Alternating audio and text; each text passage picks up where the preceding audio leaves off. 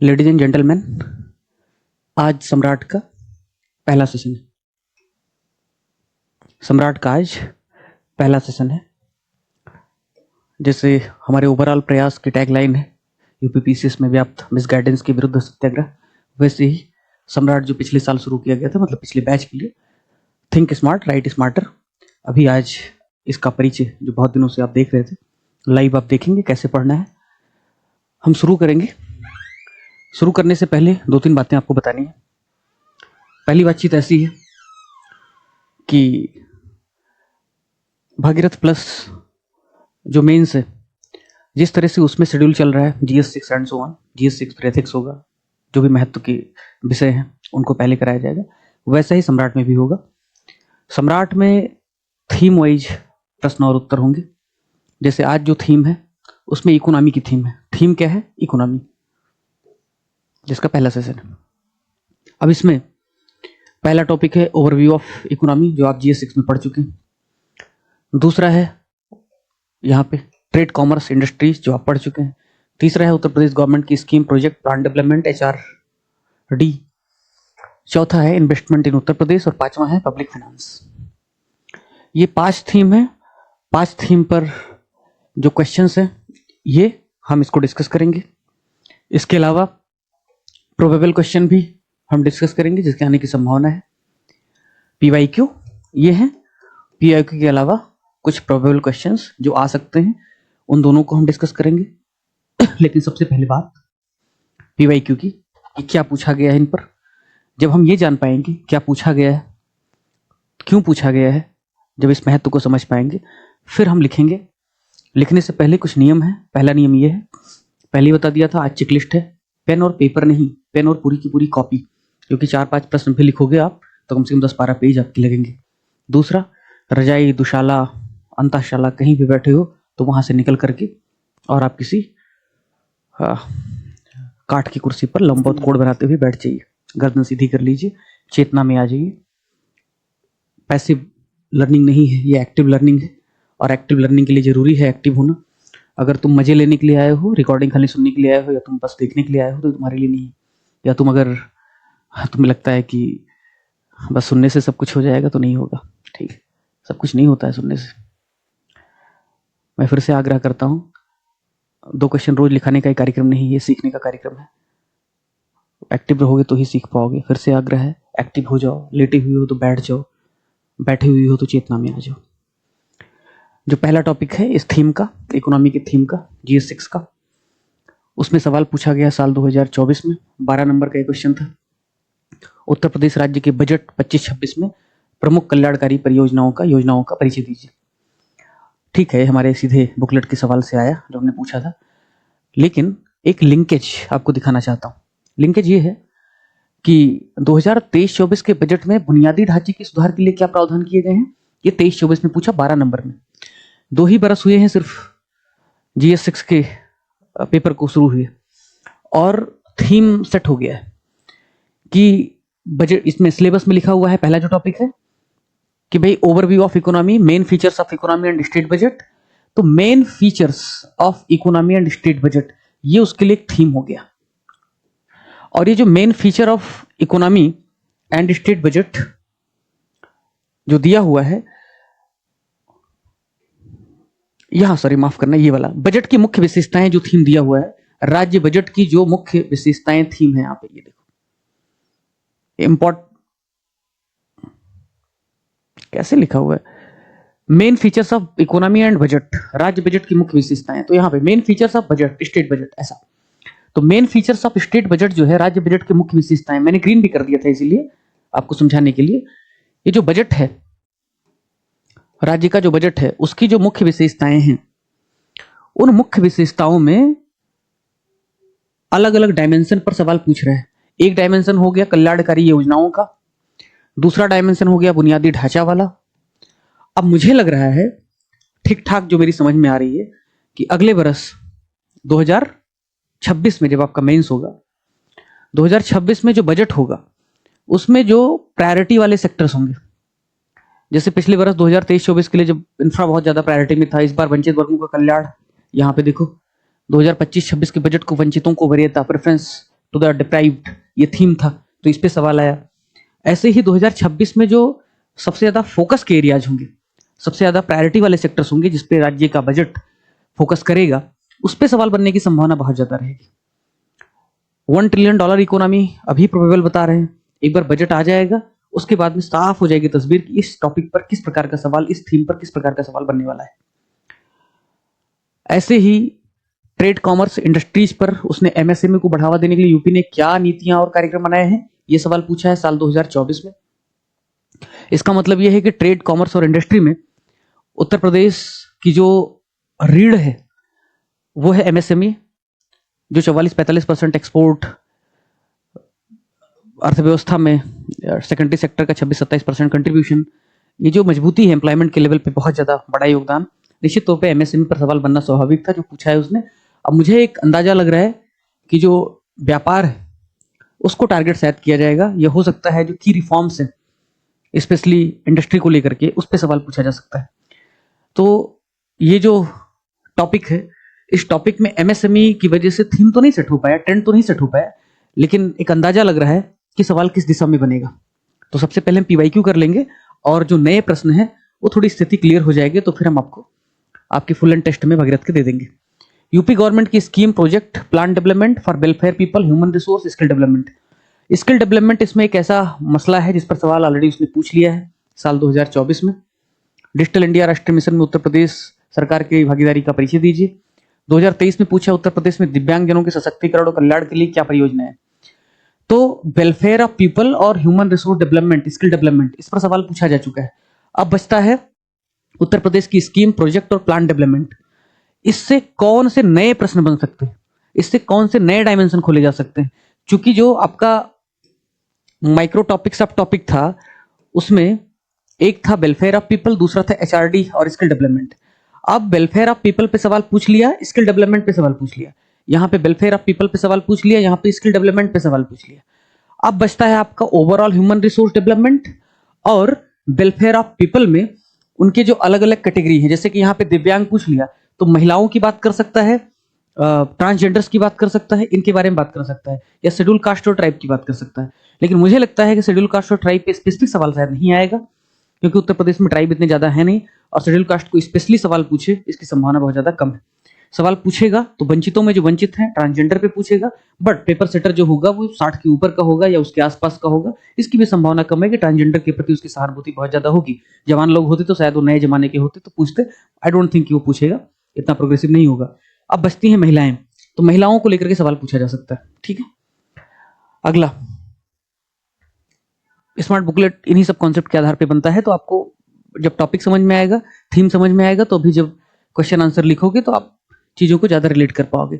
Investment इन उत्तर प्रदेश, इसमें कुछ पूछना उछना नहीं है। इन्वेस्टमेंट इन उत्तर प्रदेश, इशू और इम्पैक्ट, हमने साफ साफ आपको ये स्मार्ट बुकलेट में दिया था, सीधा सवाल आया हुआ है। उसने उत्तर प्रदेश में निवेश आकर्षित करने के लिए क्या पहल किया है, एक सवाल पूछा है 2023 में। 24 में उसने पूछा है ग्लोबल इन्वेस्टर समिट की उपलब्धियां क्या हैं, आलोचनात्मक मूल्यांकन कीजिए। मुझे जो समझ में आ रहा है कि 2025 में ग्लोबल इन्वेस्टर समिट चूंकि उत्तर प्रदेश में नहीं हुआ था, इसलिए 26 में ग्लोबल इन्वेस्टर समिट पे सवाल नहीं आएगा उत्तर प्रदेश में।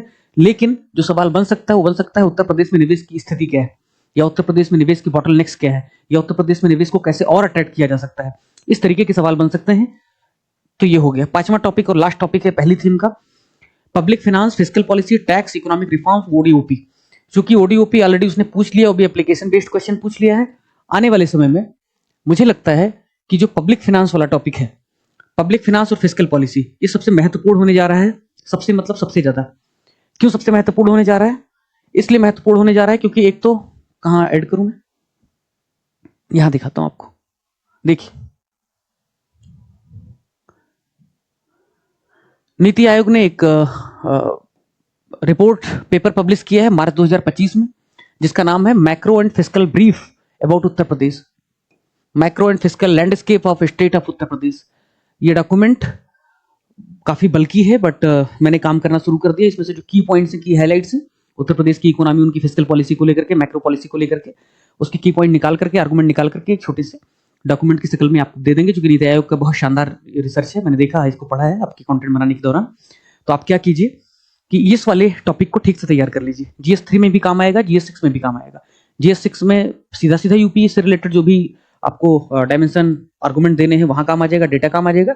GS3 में भी आप वही आर्गुमेंट यूज कर सकते हैं इंडिया के डेटा के साथ में। तो एक तो फिस्कल पॉलिसी और जो पब्लिक फाइनेंस है उससे रिलेटेड सवाल की संभावना दिख रही है, और फिस्कल हेल्थ इंडेक्स में उत्तर प्रदेश की शानदार स्थिति रही है, बहुत शानदार स्थिति रही है, और इस पर प्रीलिम में सवाल भी पूछा गया है। तो जो प्रीलिम में सवाल पूछा जाता है उसका महत्व दिखाता है कि मेंस में भी बन सकता है, और जो मेंस में पूछा जाता है वो दिखाता है प्रीलिम में भी आ सकता है। यूपीएससी के मेरे अनुभव से जो समझ में आता है कि मेंस में जो भी यूपीएससी पूछता है सवाल आपका, कहीं ना कहीं उससे रिलेटेड कोई ना कोई प्रश्न आपको प्रीलिम में भी दिखाई दे जाता है, ठीक है, क्योंकि महत्व उसका ज्यादा होता है। तो अब सीधे हम लिखना स्टार्ट करते हैं, ये तो ठीक है, एक ओवरव्यू था। अब हम लिखेंगे क्या मित्र?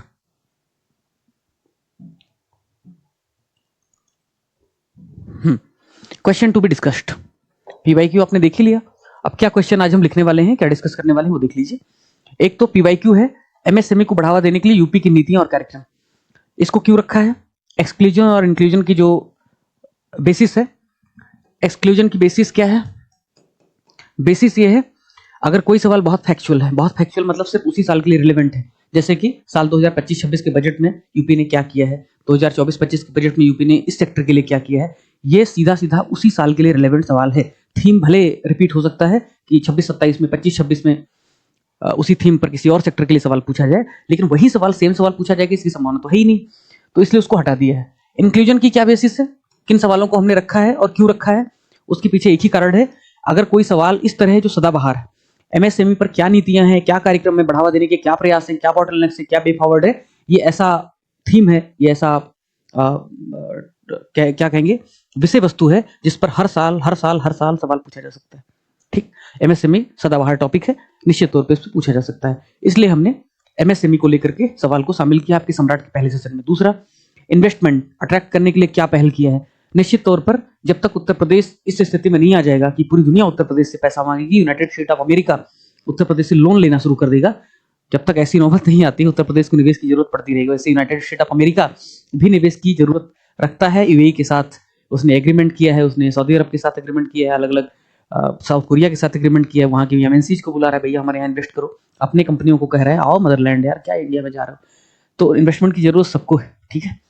उत्तर प्रदेश जब इस स्थिति में आ जाएगा कि अमेरिका को उधार देने लगेगा, जापान को उधार देने लगेगा, चाइना भीख मांगेगा यूपी से, उस स्थिति में ही हम निवेश आकर्षित करने के क्या उपाय हो सकते हैं, क्या एफर्ट हो सकते हैं, हम पढ़ाना बंद कर देंगे, अदरवाइज पढ़ाना पड़ेगा।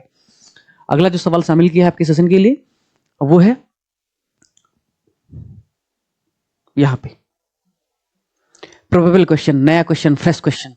यूपी को $1 ट्रिलियन की अर्थव्यवस्था बनाने का जो लक्ष्य है 2030 तक, 29-30 तक, 2047 तक $6 ट्रिलियन की अर्थव्यवस्था बनाने का जो लक्ष्य है, इन सबको कैसे पाएंगे? दोनों सवाल बन सकते हैं। एक विजन डॉक्यूमेंट है 2029-30 तक $1 ट्रिलियन, स्ट्रेटेजिक जो डॉक्यूमेंट है 2047 तक $6 ट्रिलियन। कुछ लोग कहेंगे $6 ट्रिलियन मास्टर ये कब कहा, ये कब हुआ? अरे भाई, भारत को 2047 तक 30 ट्रिलियन की अर्थव्यवस्था बनाने का लक्ष्य है। भारत चाहता है कि 30 ट्रिलियन की अर्थव्यवस्था हम बन जाए 2047 तक। उत्तर प्रदेश का पॉपुलेशन में शेयर 17% है। कितना परसेंट है? 17%। कम से कम 17% पॉपुलेशन की पेट भरने के लिए 20% इकोनॉमी होनी जरूरी है। 20% इकोनॉमी कितनी हुई? $30 ट्रिलियन का 20% $6 ट्रिलियन हुआ। तो सवाल अगर पूछ ले कि उत्तर प्रदेश को विकसित उत्तर प्रदेश बनाने के लिए 2047 तक डेवलप्ड यूपी बनाने के लिए $6 ट्रिलियन की अर्थव्यवस्था आवश्यक है, इस पर अपनी राय रखिए, टिप्पणी कीजिए, कमेंट कीजिए, आलोचनात्मक मूल्यांकन कीजिए, इसकी संभाव्यता पर प्रकाश डालिए, इसकी प्रोबेबिलिटी पर कमेंट कीजिए। किसी भी प्रकार से सवाल पूछे, सारे आर्गुमेंट यही रहेंगे, सिर्फ जीडीपी की ग्रोथ रेट को लेकर के थोड़ा डेटा बदल जाएगा, बाकी सब कुछ यही रहेगा। मैं फिर से कह रहा हूं, रटो मत। कितने लोग हैं जो रजाई में बैठे हुए? है कोई इसमें से जो स्वप्न लोक से निकल नहीं पा रहा है? कंफर्ट मत ढूंढो, ठीक है, थोड़ा कंफर्ट जोन से बाहर आओ, ठीक, तो ही कुछ मिलेगा। तो ये फ्रेश क्वेश्चन है और इस पर भी हम बात करेंगे। आइए पहले क्वेश्चन की शुरुआत करते हैं। हम इतने अप्रोचेज को यूज करेंगे, इसका हिंदी भी हमने कहा था लगाने के लिए। अच्छा, हिंदी ऐसे लगा है, ओके ठीक। तो अप्रोच यहां पे सिखा देते हैं। हिंदी अंग्रेजी में सब कुछ है भैया, परेशान मत होना। बहुत रेवेन्यू का लगभग सब कुछ झोंक दे रहे हैं आपके सुविधा के लिए। मैं क्या बताऊं तुमसे, जो स्थिति है अभी, खैर उस पर बात करेंगे बाद में। तो इतने अप्रोचेज को हम यूज करेंगे। मैंने उस तरह ने जो आपका जीएस उनका सेशन हुआ था, अप्रोच कौन कौन सी यूज करेंगे उस पर चर्चा भी की थी। इन सभी अप्रोचेज में लगभग 8 अप्रोच हैं, 2, 2, 4, 2, 6, 2, 8, 8 अप्रोच। लेकिन आठों अप्रोच एक ही सेशन में नहीं लगा सकते, जबरदस्ती मारपीट के कैसे लगा दें। 2-3 सेशन में आठों अप्रोच आप सीख पाएंगे। आज 2 अप्रोच सीखेंगे। पहला अप्रोच है जीएस के पेपर वाइज का अप्रोच, और दूसरा है यानी सब्जेक्ट वाइज अप्रोच जिसको कहेंगे, दूसरा है सेक्टर वाइज अप्रोच। वो 2 अप्रोच से हम आज के सवालों को सॉल्व करेंगे। लेकिन ओवरऑल अप्रोच कौन कौन से हैं उसको लेकर के हम एक बार आपको बता देते हैं। पहला सेशन है इसलिए पता होना चाहिए। देख भाई, एक तो स्टेक होल्डर बेस्ड अप्रोच है। स्टेक होल्डर बेस्ड अप्रोच जिसका फोकस क्या है, खाली यहां पे मैं अप्रोच बता देता हूं, बाकी डिटेल में जो लिखा है वहां पढ़ा देता हूं, हिंदी भी लिखा है वहां पे। ये जो एआई से हम जनरेट करवाते हैं इस तरीके से डायग्राम, उसकी दिक्कत ये है कि एआई को हम जो कमांड देते हैं हिंदी वाला, वो कई बार स्पेलिंग गलती कर देता है। तो हम सब कुछ अच्छा करते हैं लेकिन जनरेट नहीं कर पाता। क्या करें, एआई की विफलता है। स्टेक होल्डर बेस्ड अप्रोच है, यानी कि इसको कहते हैं हिंदी में हितधारक based approach, chronology based approach, life cycle approach जो मैंने और श्रेय ने फूड प्रोसेसिंग वाले टॉपिक पे डिस्कस किया था, pastel approach, SDG approach, level of analysis approach, GS levels का अप्रोच जो भी यूज होगा, कंपोनेंट बेस्ड अप्रोच। अब एक एक करके हम देख लेते हैं, उसके बाद सवाल सॉल्व करेंगे। पहला है स्टेक होल्डर अप्रोच या हितधारक अप्रोच। इसमें क्या है, प्रश्न का विश्लेषण इस दृष्टिकोण से किया जाता है कि इसमें कौन प्रभावित है या शामिल है। जैसे उदाहरण के तौर पर कोई नीति है या सुधार संबंधी प्रश्न है, इसमें हितधारक कौन कौन हो सकता है। कोई नीतियां जब बनती हैं उसमें हितधारक कौन होता है, एक तो वो जो नीति बनाती है, नीति कौन बनाती है, सरकार बनाती है, पार्लियामेंट बनाती है। उससे प्रभावित कौन होता है, सरकार तो खुद प्रभावित होती है, नागरिक प्रभावित होते हैं, सोसाइटी जो सिविल सोसाइटी है, एनजीओ है वो प्रभावित होते हैं, जो बिजनेस करने वाले वो प्रभावित होते हैं, एनवायरमेंट प्रभावित होता है, आने वाली पीढ़ियां हो सकती हैं प्रभावित अगर एसडीजी से जुड़ा हुआ कोई मसला है तो स्टेक होल्डर बेस्ड अप्रोच में ये इकोनॉमी के संदर्भ में बात कर रहे हैं, सोसाइटी के संदर्भ में बात नहीं कर रहे हैं। सोसाइटी के संदर्भ में तो फिर group of society, caste based interest, political groups, ये सब हो जाएगा। तो फिलहाल के लिए जो स्टेक होल्डर अप्रोच है, हितधारक बेस्ड अप्रोच है, उस प्रश्न उस टॉपिक से जुड़े हुए जितने भी व्यक्ति हैं, जितने भी हितधारक हैं, उन सब से जुड़े हुए जो आर्गुमेंट्स वो आएंगे। जैसे कि कोई नीति है, नीति से जुड़े हुए कौन कौन लोग हो सकते हैं, नीतियां जिनको प्रभावित करेंगे वो हो सकते हैं। नीतियां किनको प्रभावित करेंगे, सरकार को करेंगे, नागरिक को करेंगे, सिविल सोसाइटी को करेंगे, एनजीओज को करेंगे, इन सबको करेंगे नीतियां प्रभावित। ठीक है। दूसरा है क्रोनोलॉजी या टेम्पोरल अप्रोच। ठीक, ऐसा कब यूज करते हैं, ऐसा यूज करते हैं जब कोई इवॉल्विंग टॉपिक होता है या विकासात्मक डेवलपिंग डायमेंशंस होते हैं, एवोल्यूशनरी डायमेंशन होते हैं। जैसे उदाहरण के तौर पर भारतीय राष्ट्रीय आंदोलन में महिलाओं की भूमिका। ठीक, अब भारतीय राष्ट्रीय आंदोलन में महिलाओं की भूमिका एक ऐसा कोई मामला तो है नहीं कि महिलाओं की भूमिका भारतीय राष्ट्रीय आंदोलन में 1925 की बात कर रहा है, 1930 की बात कर रहा है, 1945 की बात कर रहा है, ऐसा तो बात नहीं कर रहा है। वो तो ओवरऑल मतलब ओवरऑल कि भाई भारतीय राष्ट्रीय आंदोलन जब से शुरू हुआ, over the period of time महिलाओं की क्या भूमिका रही है, अलग अलग समय पर महिलाओं की क्या भूमिका रही है, वो भूमिका अच्छी भी रही होगी, वो भूमिका की कुछ लिमिटेशन भी रहे होंगी। तो उसमें क्या करेंगे, मॉडरेट फेज जो था, जब उदारवादी लोग थे, आंदोलन कर रहे थे, उस समय महिलाओं का क्या रोल था। गांधी जी जब आए उस समय महिलाओं का क्या रोल था। आजादी के बाद महिलाओं का क्या रोल था। हिस्टोरिकल कंटिन्यूटी यानी कि इतिहास का जो कालक्रम है, 1890 में, 1900 में, 1930 में, 1945 में, कालखंड को हम विभाजित कर लेंगे, कालखंड को हम बांट लेंगे, विभिन्न कालखंडों में हम समायोजित कर लेंगे महिलाओं की भूमिकाओं को, और फिर हम उस पर लिखना शुरू करेंगे। क्योंकि ये मामला एक साल का, एक घटना का नहीं है, ये मामला कई कालखंडों का, कई घटनाओं का है, अलग अलग पीरियड्स का है। तो निश्चित तौर पर हम महिलाओं की भूमिका को उसी संदर्भ में देखेंगे। तो इसमें आपको उदाहरण देकर के ये बता दिया, बट कालक्रम या समयगत अप्रोच या टेम्पोरल अप्रोच, क्रोनोलॉजी वाला अप्रोच तब उपयोग होता है जब कोई प्रश्न विकासात्मक, इवोल्यूशनरी टाइम पीरियड की डिमांड रखता है। Over the period of time, समय के साथ साथ किस तरीके का रोल, किस तरीके की गतिविधि, किस तरीके की एक्टिविटी हुई है, वो पूछता है, तब हम इस अप्रोच का इस्तेमाल करते हैं। ठीक है। अगला है, अब इस पे हमने ऑलरेडी बात कर दी है तो बात करने की जरूरत नहीं है। स्टेक होल्डर बेस्ड अप्रोच बता दिया, ये बता दिया, और जो आज के सवाल से संबंधित अप्रोच है उसको बता देते हैं। फिर अगले सेशन में हम जो भी अप्रोच लागू होगा वो बता देंगे। छोटा सा वीडियो खाली अप्रोच पर रिकॉर्ड कर देंगे, 10 मिनट में हो जाएगा। जीएस सिलेबस बेस्ड अप्रोच, जिसपे आज सवाल बेस्ड है, उसको एक बार बता देते हैं कि भाई मान लो कोई एक टॉपिक दे दिया, जैसे आज का टॉपिक है एमएसएमई को बढ़ावा देने के लिए उत्तर प्रदेश सरकार की नीतियां। एमएसएमई को बढ़ावा देने के लिए उत्तर प्रदेश सरकार की नीतियां। तथा कार्यक्रम क्या है, ये है आपका टॉपिक। अब इस टॉपिक को, यह आपका प्रश्न, अब इस प्रश्न को हल करने के लिए हमने जो यूज किया है वो यूज किया है क्या, वो यूज किया है क्या बताओ, जीएस के जो पेपर्स हैं, जो उनके सब्जेक्ट हैं, उन पर आधारित अप्रोच को। उन पर आधारित अप्रोच को कैसे यूज करेंगे, जीएस वाइज अप्रोच या जीएस वाइज दृष्टिकोण को कैसे यूज करेंगे भाई। आपके जीएस पेपर्स में कौन कौन से विषय हैं, राजनीति है, पॉलिटी और गवर्नेंस है, और क्या है, इकोनॉमी है, इंडस्ट्री है, और क्या है आपके विषय में, आपके विषय में है सोसाइटी है, वेलफेयर है, इंक्लूजन है, इंफ्रास्ट्रक्चर है, टेक्नोलॉजी है, डिजिटल पब्लिक इंफ्रास्ट्रक्चर है, ये सब आपका विषय है। ठीक, तो ये जितने भी आपके विषय जीएस में, उन सभी विषयों के आधार पर हम इस क्वेश्चन को हल करेंगे।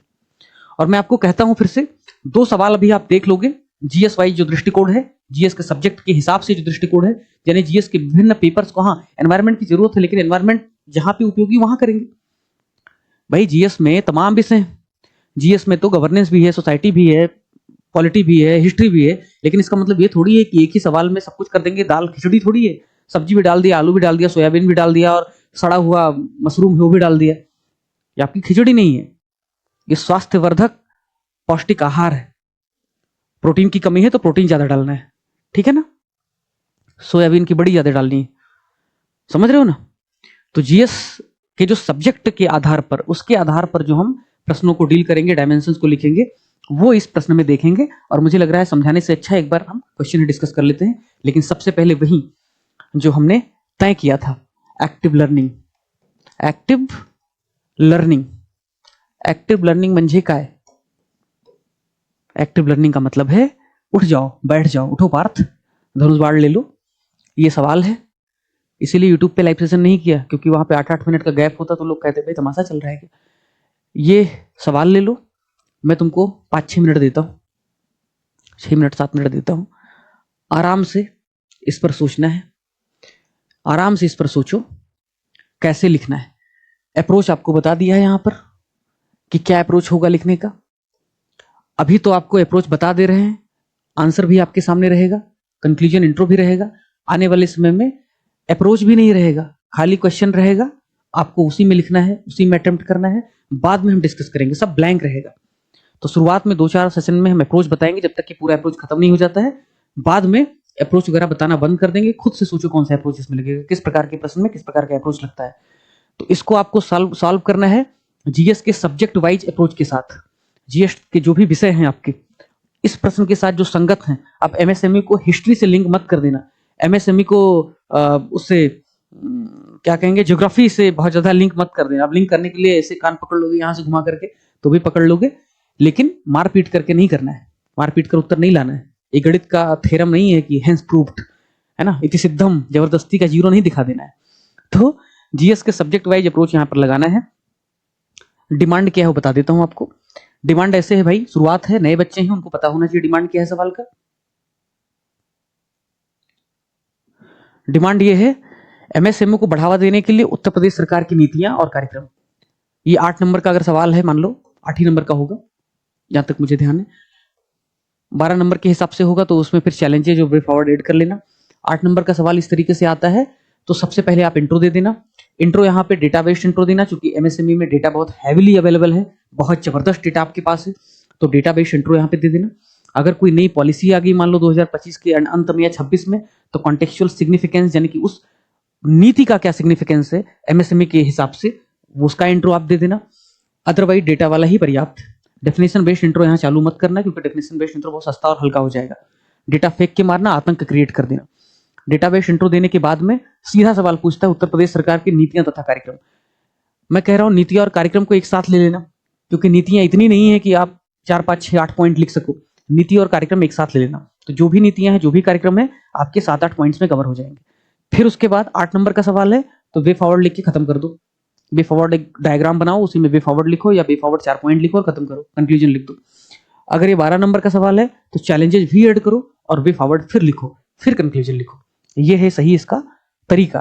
फिलहाल आज हम 12 नंबर के सवाल के हिसाब से लिखेंगे, यानी कि आप इसका क्या करोगे, इंट्रो लिखोगे, जीएस के विषयवार, जीएस के सब्जेक्ट वाइज दृष्टिकोण का पालन करोगे, इकोनॉमी, इंडस्ट्री, इन सब चीजों के हिसाब से गवर्नेंस, पॉलिसी कहाँ पे आएगा, GS2 में आएगा। उस हिसाब से आप इसका उत्तर लिखेंगे। उसके बाद चैलेंजेस यानी कि चुनौतियां लिखेंगे और उसी चुनौतियों का वे फॉरवर्ड लिख देंगे। ठीक है, तो आप ऐसा कीजिए, आपको मैं 6-7 मिनट दे रहा हूं, चलेगा? रेडी हो? और भाई ये जो स्ट्रीमिंग हो रही है ना तुम्हारे लिए बहुत सारी, एक व्यक्ति अपना मतलब प्रछन्न रोजगार में शामिल है कि वो एक्सटेंशन बार बार करना पड़ता है। गूगल मीट पे लाइव करते हैं, फिर डिजिटल बोर्ड पे पढ़ाते हैं। बहुत सारी एक स्ट्रक्चरल व्यवस्था अनुसार हम काम कर रहे हैं और बहुत सारी उसमें चुनौतियां आती हैं ताकि हम आपको अच्छी गुणवत्तापूर्ण लर्निंग एक्सपीरियंस दे सकें। तो डिजिटल बोर्ड है, 4K का स्ट्रीमिंग हो रहा है। आप का इंटरनेट अगर कम है तो थोड़ा सा रिचार्ज कर लो, थोड़ा डेटा ज़्यादा बढ़ा लो, 5G कर लो, अपग्रेड कर लो सिम। अंत में इतना तो कर ही सकते हो ना। अब आजकल डिजिटल और एडटेक का एरा है तो थोड़ा सा कर लो अपनी तरफ से। हमारी तरफ से ये संभव नहीं कि 1001K पर शिफ्ट कर दे। ठीक है, 4K पे स्ट्रीमिंग हो रही है, अच्छी क्वालिटी है, मजे लो उसके। ठीक है, मेरी शक्ल ना अच्छी लग रही हो तो वीडियो ऑफ कर दो, लेकिन वीडियो ऑफ करोगे तो ये भी नहीं दिखाई देगा। ठीक है, तो मुझे देखना मजबूरी है तुम्हारी डिजिटल बोर्ड पर, तो कर लो। ठीक, वैसे डोंट वरी, बाकी लोग भी पढ़ाएंगे तो बदलाव होता रहेगा, थोड़ा तुम्हें भी डाइवर्सिटी मिलेगी। ठीक, शुरू करो। अभी समय हो रहा है 9:40। मैं तुम्हें 9:47 9:48 तक का समय दे रहा हूं। सबको लिखना है, सम्राट के ग्रुप में अपनी कॉपी शेयर करनी। ठीक, तो 9:47 9:48 तक लिखना है, सबको अपनी कॉपी शेयर करनी है सम्राट में, सबको मतलब सबको। और जो रेगुलर रहेगा कोशिश करेंगे उसको इनाम वगैरह दिया जाए। ठीक, अगर इससे कुछ भला हो जाता है तो। चलो स्टार्ट करो।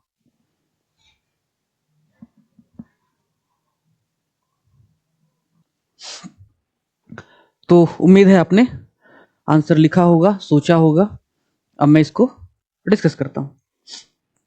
डिमांड क्या है क्वेश्चन की भाई, पहले ही बता दिया था आपको।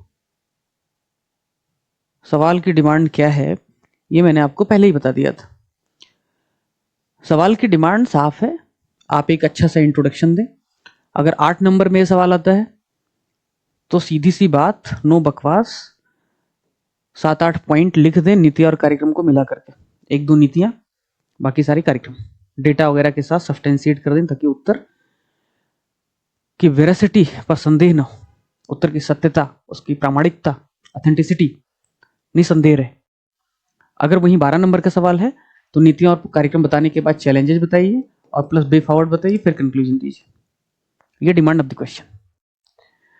अप्रोच क्या होना चाहिए, पहले एक बार हम इंट्रो देख लेते हैं। इंट्रो बहुत शॉर्ट है, इसको और शॉर्ट कर सकते हो। जैसे उत्तर प्रदेश भारत का सबसे बड़ा MSME बेस वाला राज्य है, जहां पे लगभग 96 lakh, to be very precise 96 lakh के आसपास टोटल MSMEs है। 90 लाख प्लस MSMEs हैं, लगभग 1.5 करोड़ लोगों को एम्प्लॉयमेंट देती है।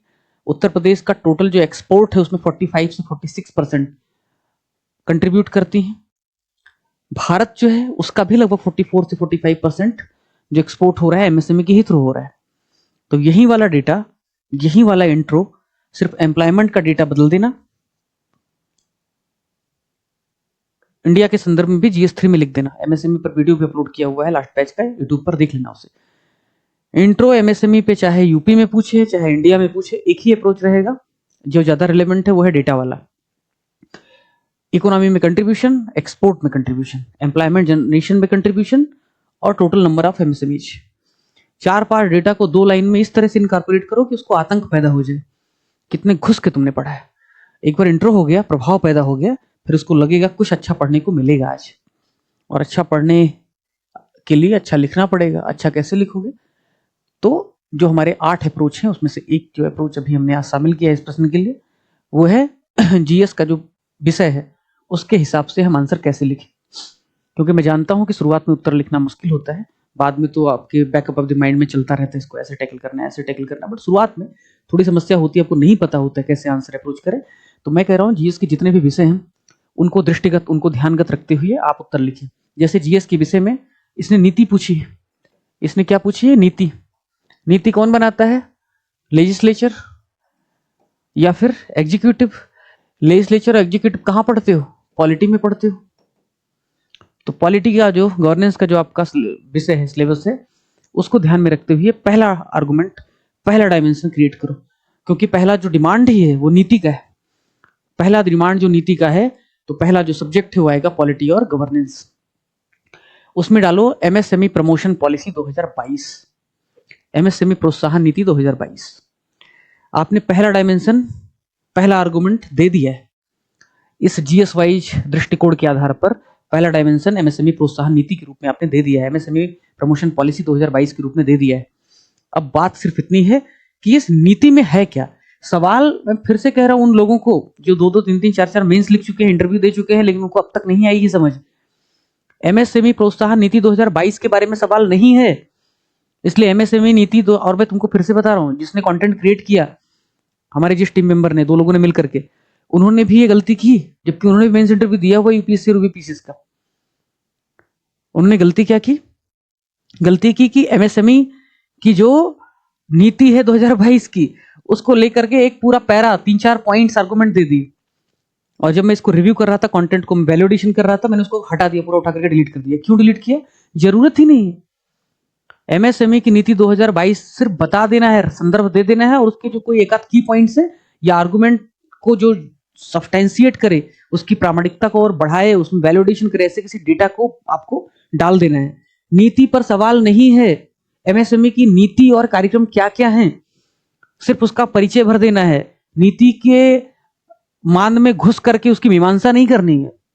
समझ में आ रही बात?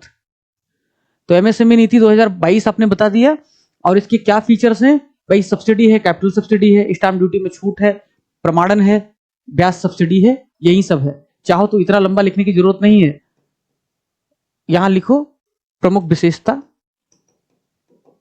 यहां पे पूंजीगत सब्सिडी या capital subvention subsidy, comma quality insurance, quality assurance या सर्टिफिकेशन, और comma interest subvention on MSME, MSMEs. बस हो गया, पहला पॉइंट हो गया। इतना शॉर्ट नहीं लिखोगे तो तुम 2 पॉइंट से ज्यादा, 2 आर्गुमेंट से ज्यादा लिख नहीं पाओगे, तुम्हारा पूरा आंसर खत्म हो जाएगा। तो तुमको ज्यादा नंबर मिलेगा, जिसने 8 पॉइंट लिखा है उसको ज्यादा नंबर मिलेंगे, 8 पॉइंट वाले को ज्यादा नंबर मिलेंगे। क्वालिटी और क्वांटिटी दोनों में बैलेंस करना है, इसीलिए कहा था लिखो। अब समझ में आया होगा कितना लिखना था। इसी पॉलिटी गवर्नेंस वाला जो जीएस का हिस्सा है, इसी के आधार पर दूसरी नीति, औद्योगिक क्षेत्र प्रबंधन नीति 2025, और मैं फिर से कह रहा हूं ये 2025 के मेंस के लिए एक इंपॉर्टेंट टॉपिक है। इसको मैं आपकी स्मार्ट बुकलेट में, टेस्ट में, सम्राट में, हर जगह डालने वाला हूं। और जो कोचिंग वाले एनरोल किए होंगे वो देख लें, इस पर सवाल बना ले, ठीक है। तो ये जो औद्योगिक क्षेत्र प्रबंधन नीति है 2025 की, चूंकि पॉलिटी गवर्नेंस का जो विषय हमने चुना है पहले क्या कहते हैं डायमेंशन के तहत, उसमें इसको भी हम जिक्र कर देंगे, और सिर्फ एक लाइन लिखेंगे इस पर, सिर्फ एक लाइन, कि भाई 19 से ज्यादा पुराने जो आदेश थे उनको रिप्लेस कर रहा है, लैंड एलोकेशन को बहुत ट्रांसपेरेंट कर रहा है, replaces 19+ old order since 1978, land allotment through transparent e auction. खत्म। इसको और शॉर्ट करना है तो simple, replaces provision of 1978 transparent e auction of land, और छोटा हो गया, ठीक है भाई। अब आगे ease of doing business, ease of doing business डाला, और निवेश मित्र पोर्टल, उद्योग बंधु, बस 2 चीजें मेंशन कर दी, खत्म कर दिया। विषय वाइज, विषयवार, ये है अपना पहला अप्रोच। जीएस के जो पेपर हैं उनके सब्जेक्ट वाइज अप्रोच है अपना, उसमें अब दूसरा है अप्रोच इकोनॉमी और इंडस्ट्रियलाइजेशन का। ये अप्रोच वहां लिखना नहीं है, ये अप्रोच वहां नहीं लिखना है। पॉलिटी और गवर्नेंस का पहला अप्रोच है, ये लिखना नहीं है, ये आपके समझने के लिए है खाली, ये मॉडल आंसर नहीं है, ये लर्निंग बुकलेट है, ये एक हिसाब से वर्कशीट है। तो ये वहां लिखना नहीं है, ये सिर्फ समझने के लिए दे रहे हैं, बाद में देना बंद कर देंगे। बस ध्यान रखना कि पॉलिटी और गवर्नेंस पे 2 पॉइंट, इकोनॉमी इंडस्ट्रियलाइजेशन पे भी 2-3 पॉइंट। तो इकोनॉमी इंडस्ट्रियलाइजेशन में पहला ओडीओपी डाल दो, जो बहुत महत्वपूर्ण है, और उसमें कोई एक एग्जाम्पल, जानबूझ के 2 दे दिया, पहले 4 था 2 हटा दिया, 2 दे दिया है, इसमें से कोई एक यूज कर लेना, भदोही की कालीन वाला यूज कर लेना, कि जब से भदोही के कालीन को जीआई टैग मिला है, ओडीओपी में शामिल किया है, जब से उसका प्रमोशन हुआ है, तब से उस एमएसएमई इंडस्ट्री का एक्सपोर्ट मल्टीफोल्ड बढ़ गया है। तो वैश्विक निर्यात में बहुत वृद्धि हो गई, एमएसएमई का साइज स्केल बढ़ा है, क्वालिटी बढ़ी है, टेक्नोलॉजिकल एडवांसमेंट हुआ है। ये सब इसके समर्थन में बातें कही जा सकती। एक्सपोर्ट प्रमोशन भी हुआ है। इकोनॉमी और इंडस्ट्रियलाइजेशन जो आपके जीएसवाई दृष्टिकोण का दूसरा हिस्सा है। पहला हिस्सा पॉलिटी और गवर्नेंस था, दूसरा हिस्सा है इकोनॉमी और इंडस्ट्रियलाइजेशन का। इकोनॉमी और इंडस्ट्रियलाइजेशन में पहला आर्गुमेंट हो गया ओडीओपी का, दूसरा हो गया एक्सपोर्ट प्रमोशन का। आपके ध्यान में आएगा, अभी नहीं आएगा मैं जानता हूं, नहीं समझ पाओगे अगर नए हो तो।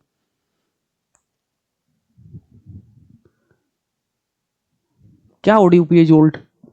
अरे भाई ओडीओपी एक आर्गुमेंट है यार, ओडीओपी एक आर्गुमेंट है। ओडीओपी आर्गुमेंट आज के 10 साल में बात भी रहने वाला है। आर्गुमेंट दे रहे हैं हम कि ये करने से एमएसएमई की जो स्थिति है वो बेहतर हुई है। नीति और कार्यक्रम की बात कर रहे हैं। नीति और कार्यक्रम उत्तर प्रदेश, ये सवाल समझो ना बाबा, सवाल नहीं समझ में आ रहा है क्या पूछ रहा है क्या? सवाल है यूपी की नीति और कार्यक्रम क्या है? यूपी की नीति और कार्यक्रम क्या है एमएसएमई को बढ़ावा देने के लिए? तो ओडीओपी यूपी का कार्यक्रम है या नहीं है? एमएसएमई प्रोत्साहन नीति यूपी की नीति है कि नहीं है? तो ओडीओपी लिखने में क्या अपराध है? और उससे बेहतर कौन सी नीति है जो एमएसएमई को बढ़ावा दे रही है? ओडीओपी अगर बेहतर नीति नहीं है, बोलो, अब उसमें डाल दो, कमेंट बॉक्स में डाल दो। जब पढ़ा लूंगा उसके बाद अपने पॉइंट्स इस पे करना। एक्टिव लर्निंग है ना, तो आपके पॉइंट्स पूछूंगा। अब एक बार ये सवाल खत्म हो जाए, ठीक है। एक्सपोर्ट प्रमोशन, एक्सपोर्ट संवर्धन, इसमें एक डेटा दिया है। डेटा है रैम्प का और नवा का।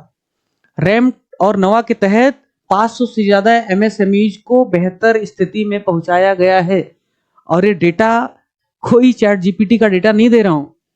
उत्तर प्रदेश की वेबसाइट पे आप जाओ, ये देखो यहां पे दिखाई दे रहा है।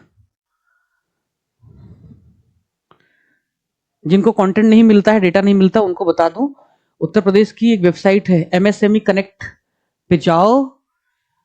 यहां पे जब जाओगे तो आपको ये मिलेगा, 2 प्रोग्राम, एक तो रैंप हो गया और दूसरा ये निर्यात वृद्धि योजना नवा।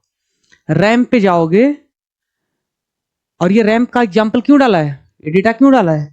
ये डाटा डाला है इस वाले आर्गुमेंट में, एक्सपोर्ट प्रमोशन, निर्यात संवर्धन, इकोनॉमी वाला जो विषय है, उस डायमेंशन के तहत, उस दृष्टिकोण के तहत ये आर्गुमेंट क्रिएट किया। सवाल का आंसर कैसे दे रहे हैं? सबसे पहले हम क्या कर रहे हैं? सबसे पहले कर रहे हैं कि हम जीएसवाई दृष्टिकोण का पालन, जीएस में जो भी विषय हैं वो विषय इस टॉपिक के साथ, एमएसएमई के साथ कैसे रिलेवेंट हैं, कैसे संगत हैं, पहले ये सोचते हैं। जब हम ये सोचते हैं तो हमें ध्यान में आता है कि नीति और कार्यक्रम, पॉलिसी और जो स्कीम्स हैं उन पर आंसर करना है। पॉलिसी और स्कीम सबसे पहले पॉलिटी एंड गवर्नेंस से रिलेट करती है। तो जीएस वाइज जो दृष्टिकोण है उसमें पॉलिटी गवर्नेंस के हिसाब से सोचते हैं कि कौन कौन सी नीतियां आई होंगी जिससे एमएसएमई को फायदा हुआ होगा। उसमें हमने यूपी की एमएसएमई प्रमोशन नीति 2022 और औद्योगिक संवर्धन नीति 2025, बहुत रिसेंट है, वो डाला। फिर दूसरा विषय हमने पकड़ा इकोनॉमी का। इकोनॉमी के विषय में हमने ओडीओपी डाला, हमने एक्सपोर्ट प्रमोशन डाला। एक्सपोर्ट प्रमोशन में जो हमने डेटा दिया वो रैंप और नवा का दिया। क्यों दिया? क्योंकि ये कहता है, मैंने हाईलाइट कर दिया है इसमें जो इंपॉर्टेंट हिस्सा है, वो हाईलाइट कैसे किया है, हिंदी अंग्रेजी दोनों कर दिया है, ठीक है, परेशान मत होना। Raising and accelerating MSME performance यानी रैंप, ये खाली फुल फॉर्म भी कर दोगे, लिख दोगे ना, तो आतंक पैदा हो जाएगा वहां पर। रट लो एमएसएमई के लिए भैया रैंप प्रोग्राम है, खाली रैंप मत लिखना, रैंप का फुल फॉर्म लिख देना। एक ही स्कीम तो रटनी है, रैंप। एक बहुत अच्छा सलाह था किसी यम सिंह का, यम सिंह की आईडी से जो आप हैं मुझे सजेशन देते रहते हैं, जिन्हें मैं बहुत शामिल करता हूं, बहुत ज्यादा आपकी सलाह मानता हूं। और ऐसे लोग ही एक्चुअली कंटेंट को बेहतर बनाते हैं, जो साइलेंटली बिना हल्ला किए शांति से सजेस्ट करते हैं और उनकी बात स्वीकार भी कर ली जाती है, टीम मीटिंग में डिस्कस भी हो जाता है। आप आए हैं क्लास में? कोई बात नहीं। रेजिंग एंड एक्सेलरेटिंग एमएसएमई, जब आप इतने अच्छे हैं कि आप प्राइवेट सलाह देते हैं, निश्चित तौर पे आप यहाँ अपनी बात नहीं रखेंगे, मैं सवाल क्यों पूछ रहा हूँ। Raising and accelerating MSME performance, MSME के लिए जो रैंप योजना है, ये एक world bank supported central sector strategic initiative है, जिसका उद्देश्य है कि एमएसएमई के परफॉर्मेंस को भारत में बढ़ाया जाए। अब तुम कहोगे मास्टर, जब ये भारत में बढ़ाया जाए, डब्ल्यू जो वर्ल्ड बैंक है उसके द्वारा समर्थित सेंट्रल सेक्टर स्कीम है, तो यूपी के एमएसएमई में क्यों बात कर रहे हो, क्यों बकवास कर रहे हो? अरे भाई, ऐसी कुछ भी बात नहीं करता। फिर देखो यहाँ क्या लिखा है, ये उत्तर प्रदेश की साइट है, वहां से लिया है, उत्तर प्रदेश सरकार खुद लिखती है। भारत सरकार एमएसएमई को सशक्त बनाने, नवाचार को बढ़ावा देने, आर्थिक विकास को गति देने के लिए रैंप को एक महत्वपूर्ण उपकरण के रूप में देखती है। ये तो भूमिका होगी। अब उत्तर प्रदेश कहता है कि रैंप के अंतर्गत भारत सरकार ने उत्तर प्रदेश में कार्यान्वित की जाने वाली एक रणनीतिक निवेश योजना, स्ट्रेटेजिक इन्वेस्टमेंट प्लान को मंजूरी दी है। Government of India assisting Uttar Pradesh for strategic investment plan under RAM project, which is assisted by World Bank, and a strategic vision for promoting MSME, enhancing its performance throughout the country. इसलिए ramp योजना महत्वपूर्ण है MSME के promotion के लिए, इसलिए इस argument को डालना पड़ा है। ठीक, इसी में चूंकि रैंप और नवा एक साथ लिखा था, निर्यात वृद्धि योजना, यूपी का क्या है, निर्यात वृद्धि योजना, देखो गवर्नमेंट की साइट से उठाया है। और क्या है निर्यात वृद्धि योजना? Expand your business globally, start your export journey today, ये एडवर्टोरियल है। और उसमें निर्यात वृद्धि योजना में क्या लिखा है, एक ऐसा इनिशिएटिव है एसएमई का जिसको Uttar Pradesh small scale industries corporation promote कर रही है। और उद्देश्य क्या है, ताकि एक्सपोर्ट कैपेबिलिटी, निर्यात की क्षमता को ग्लोबल मार्केट में बढ़ाया जा सके, वैश्विक बाजारों में उत्तर प्रदेश के एमएसएमई की निर्यात क्षमता को बढ़ाया जा सके। ये उद्देश्य है निर्यात वृद्धि योजना का, जो नाम से ये स्पष्ट है। रैंप हो गया और नवा हो गया, निर्यात वृद्धि योजना, ये दो चीजें आपने लिख दिया एक्सपोर्ट प्रमोशन के अंडर, धुआं धुआं हो जाएगा। बट मैं जानता हूं अधिकतर लोगों को अंतर नहीं समझता है आर्गुमेंट और सब्सटेंसिएशन में। अधिकतर लोग क्या करेंगे पता है, अधिकतर वो लोग पहला पॉइंट, अगर उनको रैंप याद भी आ गया तो बंदर के हाथ में उस तरह जैसे होता है ना, पहला ही आर्गुमेंट रैंप स्कीम, दूसरा आर्गुमेंट नवा। अरे भाई, ये स्कीम है, ये उदाहरण है, आर्गुमेंट नहीं है। Argument is queen, argument is king. पहले आर्गुमेंट देना है निर्यात प्रोत्साहन का विकास, निर्यात प्रोत्साहन या निर्यात का विकास, एमएसएमई का ग्लोबल मार्केट में निर्यात का विस्तार, ये विस्तार करना, ये आर्गुमेंट होगा, ये आपका तर्क होगा। फिर उसके नीचे आप लिखोगे रैंप और नवा। सवाल फिर से ध्यान दो, सवाल क्या था, मुद्दे पर लौट आओ। उत्तर प्रदेश ने कौन सी नीति और कार्यक्रम ऐसे बनाए हैं जिसके माध्यम से एमएसएमई का विस्तार हो रहा है, एमएसएमई को समर्थन मिल रहा है, एमएसएमई का प्रमोशन हो रहा है? तो उत्तर प्रदेश की नीति की जिक्र कर ली, अब उत्तर प्रदेश के कार्यक्रम का जिक्र कर रहे हैं। तो निर्यात समृद्धि या निर्यात वृद्धि जो अभियान है, वो उत्तर प्रदेश का एमएसएमई के प्रमोशन में एक बहुत बड़ा रोल प्ले कर रहा है, ग्लोबल मार्केट में एक्सेस को बढ़ा रहा है, कैपेबिलिटीज को बढ़ा रहा है। लेकिन ये एग्जाम्पल है, ये आर्गुमेंट नहीं है। आर्गुमेंट देना है निर्यात प्रोत्साहन, वैश्विक मार्केट में निर्यात को प्रोत्साहित करना, फिर उसके नीचे इसके जो एफर्ट्स हैं, एग्जाम्पल है, वो देना है, फिर financial access, Svanidhi, statement and so on. अगला जो डायमेंशन है वो सोसाइटी वेलफेयर और इंक्लूजन वाला जो आपका विषय है जीएस का, उस दृष्टिकोण पर आधारित है। क्योंकि जीएस के विषयवार दृष्टिकोण पर हम इस सवाल को, इसके आर्गुमेंट को डेवलप कर रहे हैं। तो अगला जो आर्गुमेंट है वो आपके जीएस के सोसाइटी वेलफेयर जैसे विषयों, टॉपिक्स से संबंधित तर्क पर आधारित है। उसमें पहला तर्क है कौशल विकास। कौशल विकास एक हिसाब से लोगों की इंक्लूसिविटी को, लोगों की समावेशिता को बढ़ावा देता है। और कौशल विकास के अंदर लिखोगे विश्वकर्मा श्रम सम्मान, ठीक है, ये सब। फिर विमेन SC/ST एंटरप्रेन्योरशिप को प्रोत्साहन, इसमें लिखोगे कि महिलाओं के लिए अतिरिक्त सब्सिडी और पेटेंट पर 50% छूट, जैसे कि उदाहरण के तौर पर लखनऊ चिकनकारी महिला, SHG, ODOP, ये सब ई कॉमर्स से जुड़ी। अगला जो विषय है इंफ्रास्ट्रक्चर टेक्नोलॉजी, DPI, इसके हिसाब से जब आर्गुमेंट जनरेट कराओगे तो होगा फ्लैटेड फैक्ट्री और मिनी इंडस्ट्रियल स्टेट्स। यानी कि अब उत्तर प्रदेश क्या कर रहा है, दिखाई दे रहा है, plug and play, plug and play model का प्रयोग कर रहा है। प्लग एंड प्ले मॉडल का प्रयोग कर रहा है। पूछोगे प्लग एंड प्ले मॉडल क्या होता है मास्टर? तो पहले मैं दिखाता हूं प्लग एंड प्ले मॉडल क्या होता है, फिर बाद में आपको हम बाकी चीजें दिखाते हैं। प्लग एंड प्ले, हिंदी वाले मित्र कोई जादुई हिंदी का इस्तेमाल मत करना, प्लग एंड प्ले ही लिखना। तुम किसी से कम हो क्या?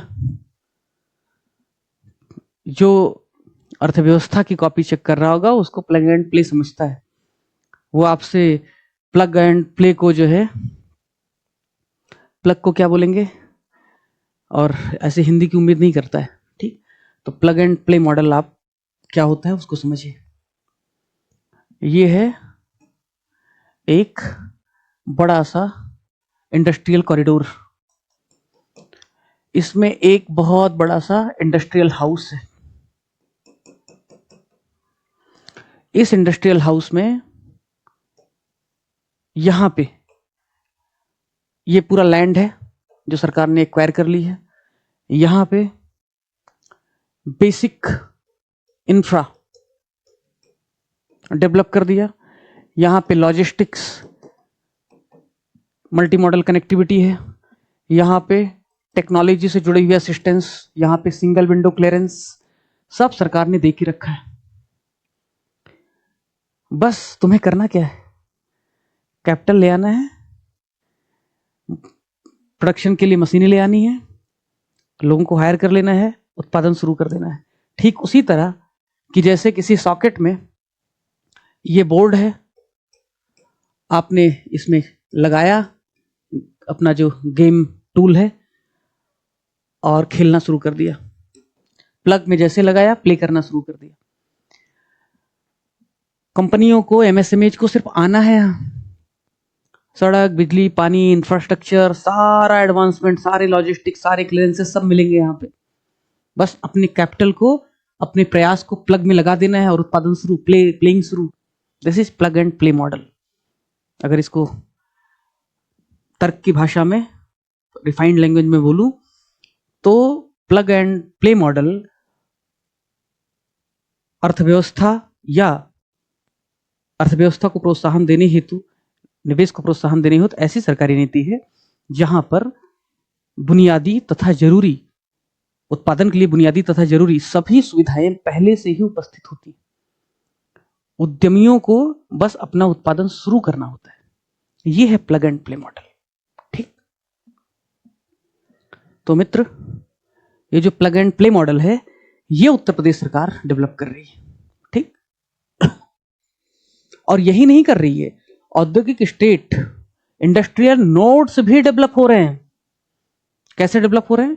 कुछ केंद्र सरकार की मदद से, कुछ उत्तर प्रदेश की मदद से। Uttar Pradesh mini industrial corridor develop कर रही है, मिनी इंडस्ट्रियल नोड डेवलप कर रही है। भारत सरकार इंडस्ट्रियल नोड डेवलप कर रही है और उसके लिए बहुत पैसा खर्च कर रही है। बहुत पैसा मतलब कितना? 28,000 करोड़ खर्च कर रही है अलग अलग राज्यों मिला करके, ताकि मैन्युफैक्चरिंग को बूस्ट किया जा सके। और उत्तर प्रदेश उसमें एक बहुत चैंपियन राज्य है जहां पे भारत सरकार निवेश कर रही है। और कहां निवेश कर रही है? ग्रेटर नोएडा में इंडस्ट्रियल टाउनशिप। ये मैंने पीआईबी से लिया है। ठीक, अब क्या कर रही है भारत सरकार? Integrated industrial township greater Noida में डेवलप कर रही है। इंटीग्रेटेड इंडस्ट्रियल टाउनशिप डेवलप कर रही है जो प्लग एंड प्ले के मॉडल पर होगा और वॉक टू वर्क के मॉडल पे होगा। ठीक है,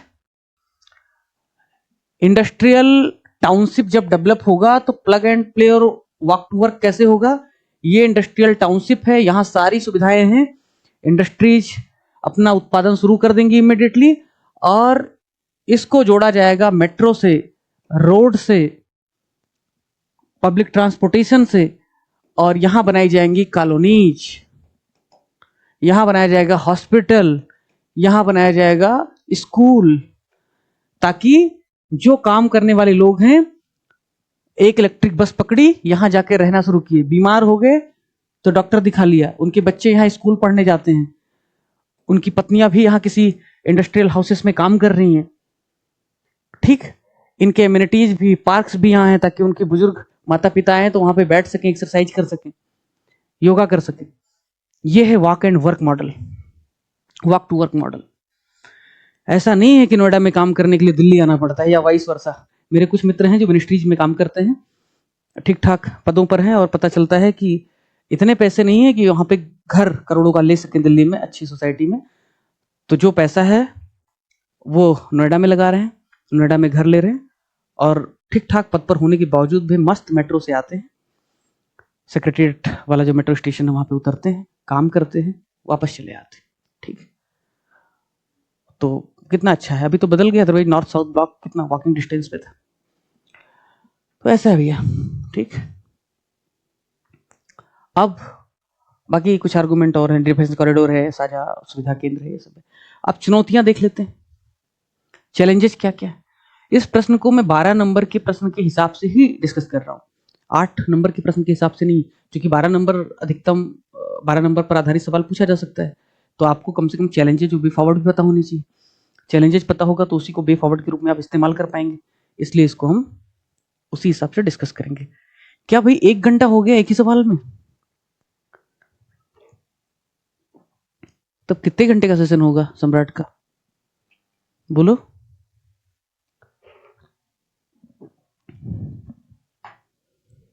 देखो चैलेंजेस क्या है। पहला चैलेंज है एमएसएमई डॉर्फिज्म। ये कीवर्ड है, ये क्या है? Keyword, MSME dwarfism. लेकिन एमएसएमई का बौनापन जैसा शब्द लिखना नहीं था। क्यों? एक तो जो एक टर्म है स्टीरियोटाइप, स्टीरियोटाइप के हिसाब से भी बौनापन शब्द नहीं इस्तेमाल करना है। और दूसरा जो डिसेबिलिटी है आपका 2016 की जो डिसेबिलिटी एक्ट है उसके हिसाब से भी बौनापन एक डिसेबिलिटी, जिसको हम जो है पढ़े लिखे लोग मजाक नहीं उड़ा सकते, इसलिए बौनापन शब्द की जगह एमएसएमई की साइज समस्या, एमएसएमई की साइज समस्या शब्द इस्तेमाल किया है। साइज समस्या का मतलब क्या हुआ? एमएसएमईज जो हैं जब छोटी होती हैं, उनका टर्नओवर, उनका कैपिटल, उनका नेटवर्थ जब एक लिमिट के अंदर होता है, इन्वेस्टमेंट एक लिमिट के अंदर होता है, तब उनको कंप्लायंसेस कब करने पड़ते हैं?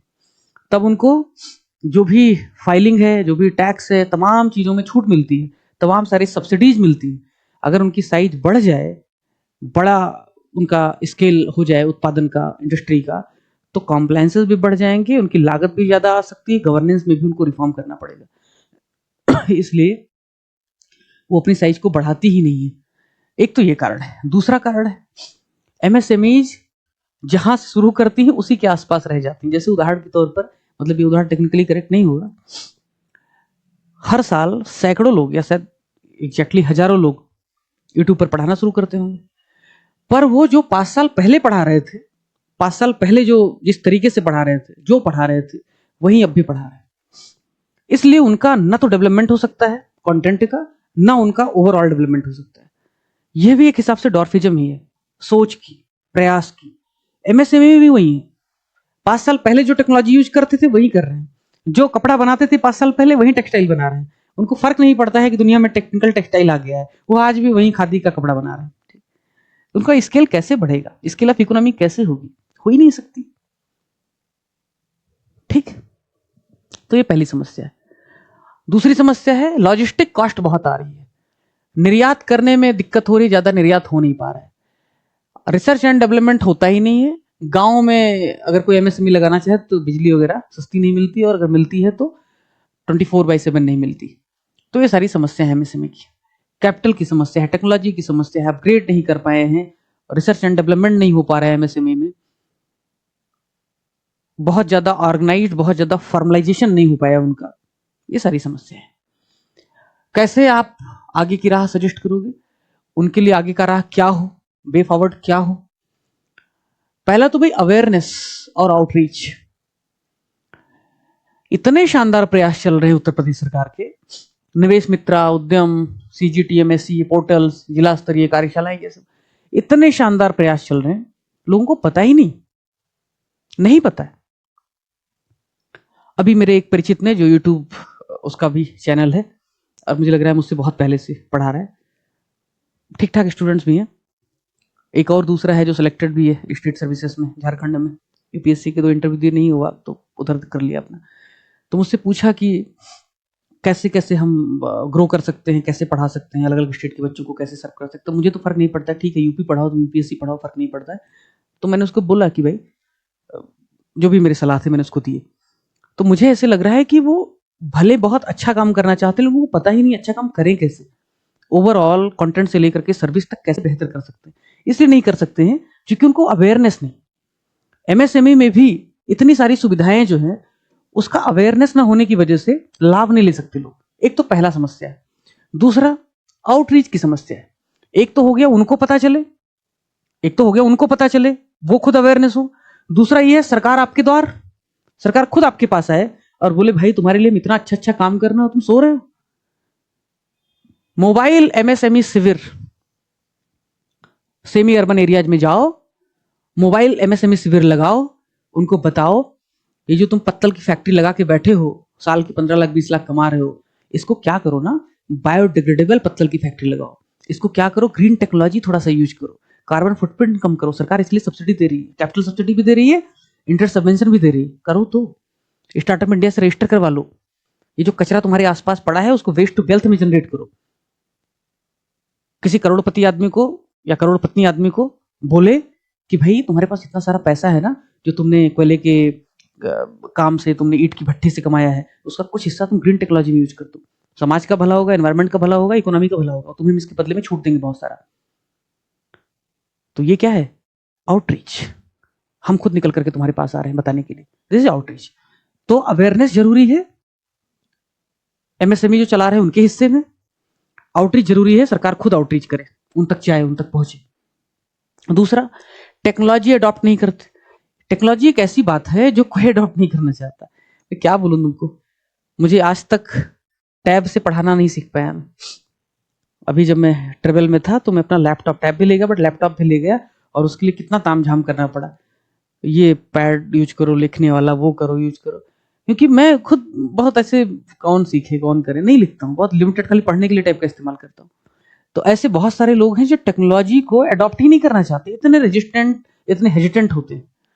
तो ऐसे लोगों को कहा जाए कि भाई तुम टेंशन मत लो, सारी टेक्नोलॉजी हम तुम्हें दे रहे हैं, प्लग एंड प्ले मॉडल के आधार पर, कॉमन फैसिलिटी सेंटर के माध्यम से, या कई बार पेटेंट की पूलिंग हो जाती है। कोई ऐसी टेक्नोलॉजी है जिसकी पेटेंट लेने के लिए औकात नहीं है किसी एक पर्टिकुलर एमएसएमई के पास, तो सरकार क्या करे कि भाई एक पर्टिकुलर पेटेंट है उसको खुद खरीद ले। मान लो 10 करोड़ रुपए का पेटेंट खरीदा जा रहा है, राइट लिया जा रहा है किसी कंपनी के द्वारा जिसने उसको डेवलप किया है, सरकार खुद खरीद ले 10 करोड़ में, और इन एमएसएमईज को बोले कि भाई तुम सबको हम इस पेटेंट का लिमिटेड राइट दे रहे हैं, तुम इस टेक्नोलॉजी का प्रयोग करके अपने उत्पादन को गुणवत्तापूर्ण बना सकते हो, और बदले में तुम मुझे ना 10 साल में 1-1 लाख रुपए दे देना, सारे एमएसएमईज मिलाकर। उनका भी भला, सरकार को भी लॉस नहीं होगा, और टेक्नोलॉजी अपग्रेडेशन भी हो जाएगा, पेटेंट पूलिंग की जा सकती है।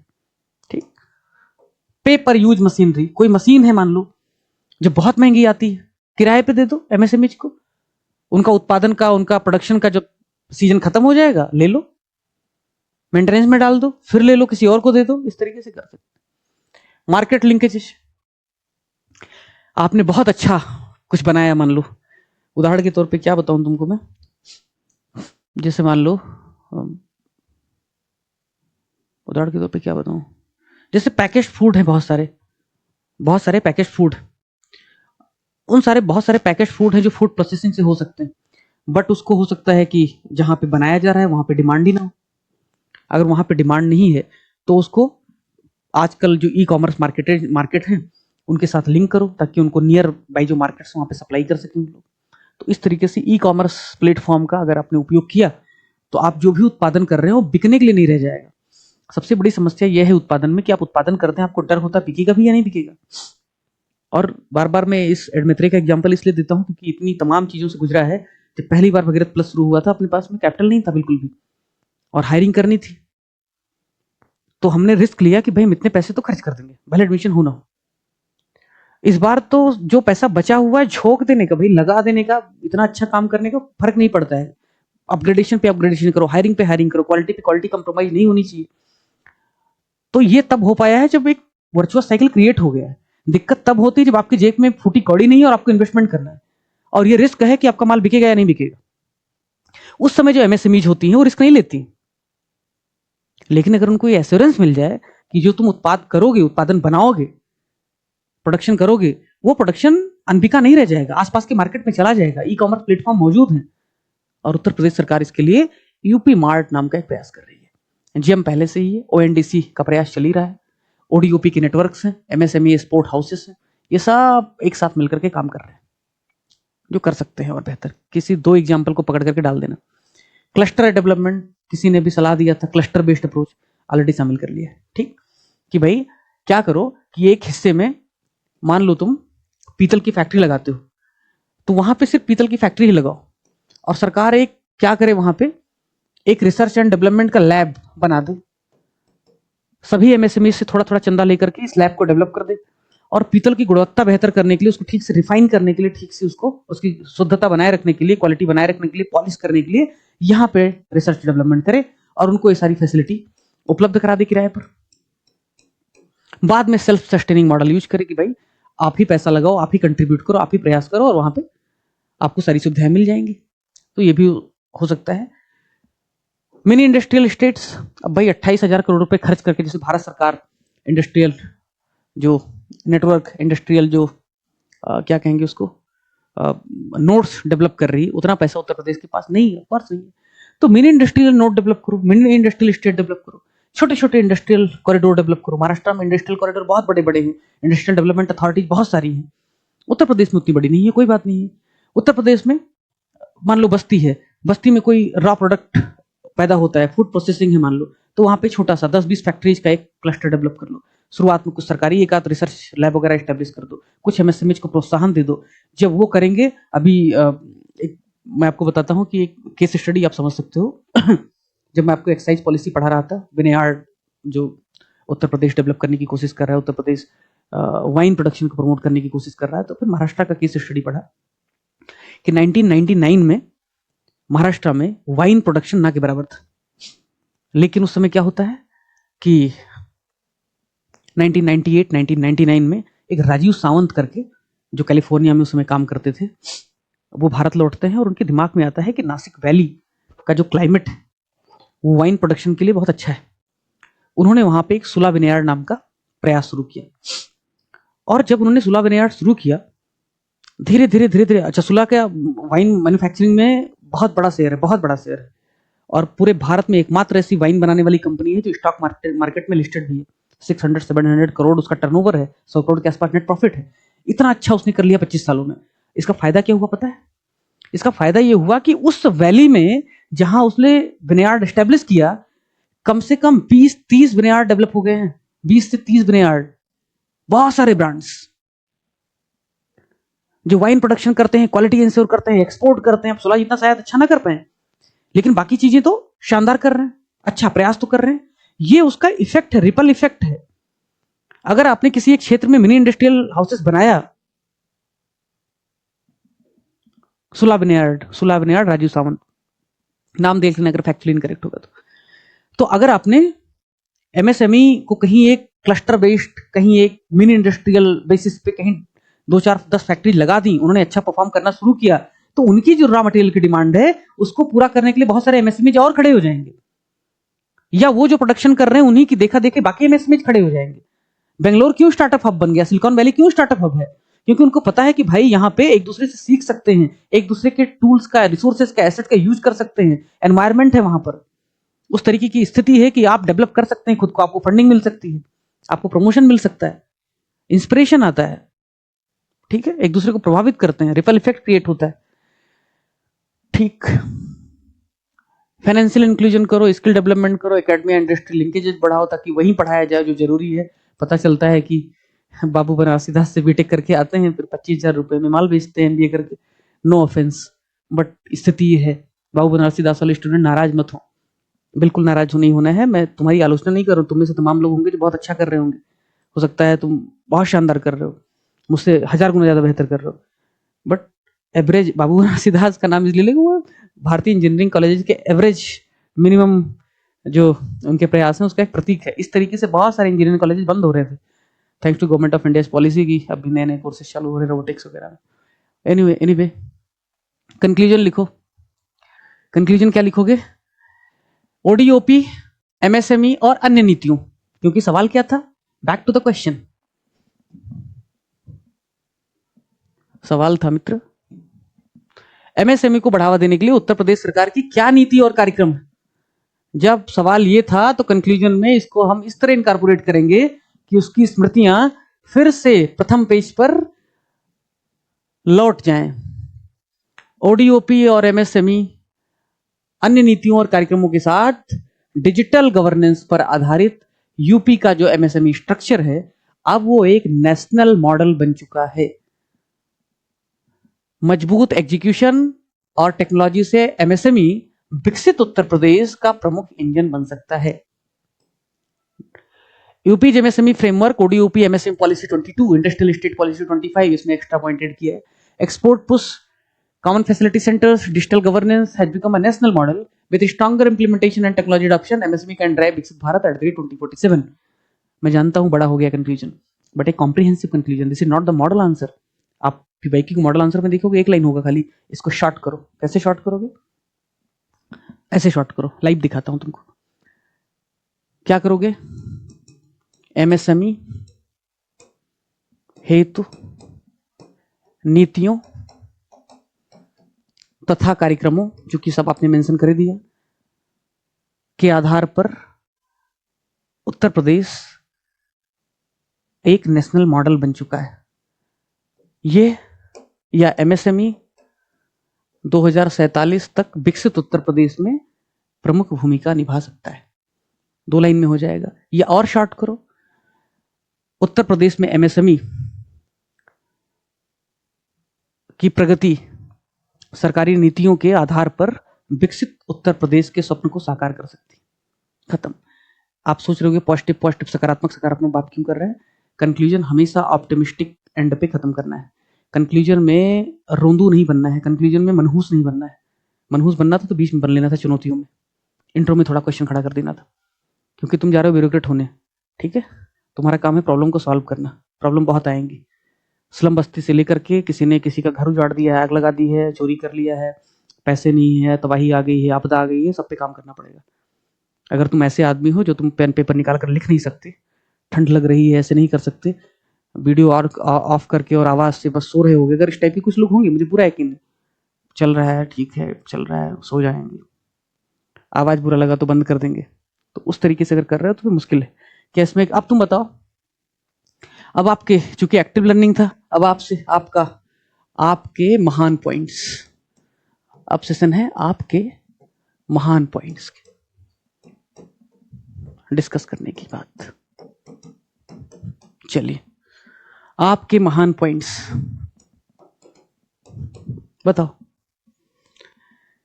चलिए, पहला महान पॉइंट, अरे मजाक कर रहा हूं, तुम सीरियस मत हो। हाँ बोलो। एक मैंने लिख दिया था ये एमएसएमई शॉर्ट में कोई भी 15 सेकंड से कोई ज्यादा लेगा नहीं। Nobody will take more than 15 second so that everyone can share their points. हाँ चलो। MSME promotion in various sectors and indigenous content requirement की एक पॉलिसी है, वो मैंने ऐड कर दी।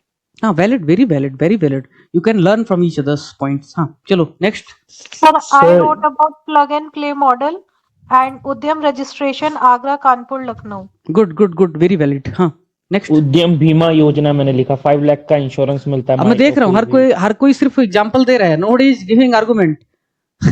इससे पता चलता है सर एक चैलेंजेस में मैंने लिखा था स्किल डेवलपमेंट के लिए। अभी रिसेंटली एक रिपोर्ट आई थी कि हमारे फर्जी डॉक्यूमेंट इशू कर दिए हैं बहुत सारे, तो वो एक चैलेंज हो सकता है, ऐसा मैंने मतलब लिखा। बहुत खास नहीं लगा, मजा नहीं आया, खास नहीं लगा। गवर्नमेंट ने rises MSME turnover limit and investment limit, इससे क्या फायदा होगा? इससे क्या फर्क पड़ेगा? इससे फर्क पड़ेगा कि जो डॉर्फिज्म है उसकी समस्या कम हो जाएगी, लोग ग्रो भी करेंगे तो भी उनको लाभ मिलता रहेगा एमएसएमई का, ये बेनिफिट हो सकता है। Very valid point. पॉइंट्स तो शेयर हो गए हैं, जो भी आप लैंड बैंक, हाँ लैंड बैंक के कभी बना रही है सरकार ना, उसमें pulling of land. Okay done. Sir एक चैलेंज में था टेक्नोलॉजी, इधर वाले पॉइंट रिपीट नहीं करने, महान पॉइंट बताने। क्या भाई?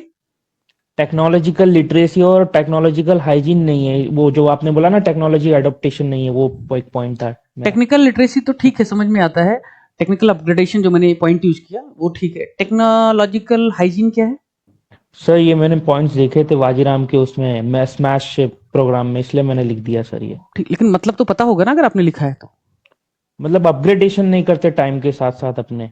टेक्नोलॉजी हाइजीन क्या है एक बार देख लीजिए। ये तो सिक्योरिटी से रिलेटेड होना चाहिए, साइबर हाँ, सिक्योरिटी हाँ, से मैं वही रिलेटेड। कह रहा हूँ। तो तुम क्या है ना मेरे भाई, बंदर के हाथ में उस्तरा वाला काम मत करो, है ना।